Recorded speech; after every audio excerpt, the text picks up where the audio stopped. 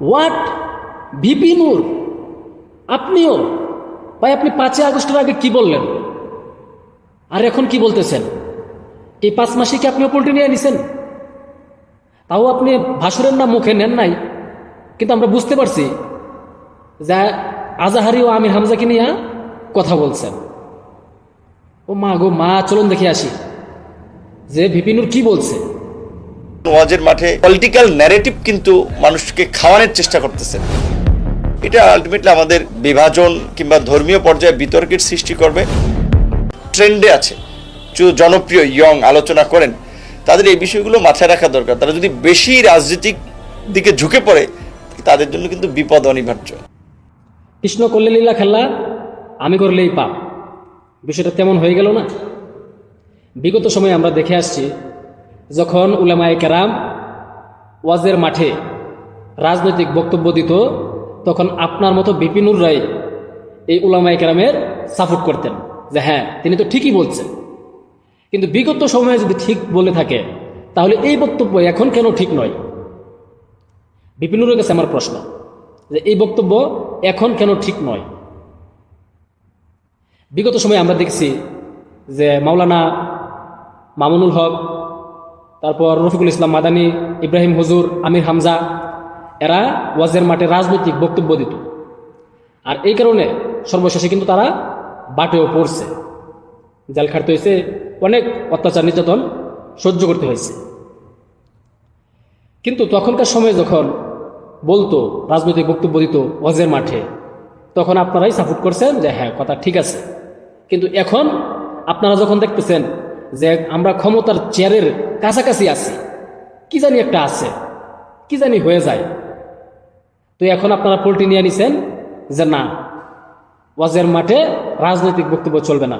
তো ভিপি নূরের কাছে আমার আরও একটা প্রশ্ন, যে এই ধর্মীয় পন্থা অনুসারে কি রাজনীতি নাই? ধর্মগ্রন্থের মধ্যে কি রাজনীতি নাই? ইসলামের মধ্যে কি রাজনীতি নাই? ভিপি নূরের কাছে আমার প্রশ্ন।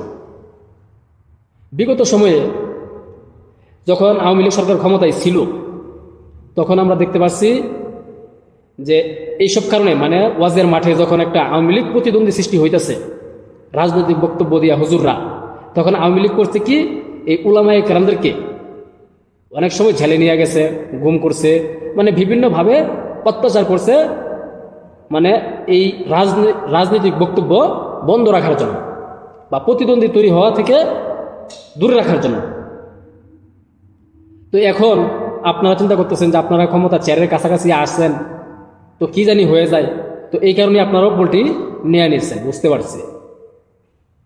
যাই হোক, আমি মনে করি যে যারা ওয়াজ করে, যেমন মিজানুর রহমান আজহারি, আমির হামজা, মামুনুল হক, বড় বড় উলামায়ে কেরাম যারা আছে, ওদেরকে রাজনৈতিক মাঠে না যাওয়াটাই ভালো। কারণ রাজনীতিতে গেলে তখন একটা পক্ষ বিবাদ সৃষ্টি হয়ে যায়। দেখেন, যখন মাশরাফি একজন খেলোয়াড়, ভালো একজন খেলোয়াড় ছিল, তাকে সবাই ভালোবাসতো, কিন্তু সে যখন আওয়ামী লীগের এমপি হয় তখন কিন্তু অনেক গালিগালাজ শুনতে হয়েছে। একজন সাকিব আল হাসান, সারা বাংলাদেশের মানুষ তাকে ভালোবাসত, কিন্তু সে যখন আওয়ামী লীগের নৌকায় ওঠে তার কেরিয়ার কিন্তু ধ্বংস হয়ে গেছে। শিল্পাঙ্গনে দেখেন যে আসিফ আকবর একজন ভালো শিল্পী, বড় শিল্পী, আওয়ামী লীগের যুগের কথা বাদই দেন, বিএনপির আমলে তিনি যখন বলছিল যে আমি কুমিল্লাতে গিয়ে ইলেকশন করব, নির্বাচন করব, তখন কিন্তু তার অফিস ভাঙচুর করা হয়েছে, তাকে কুমিল্লাতে ঢুকতে দেওয়া হয় নাই। তো আমি মনে করি যারা খেলোয়াড় আছেন, ওয়াজের বক্তা, শিল্পাঙ্গনে যারা আছেন, রাজনীতির মাঠে না যাওয়াটাই ভালো।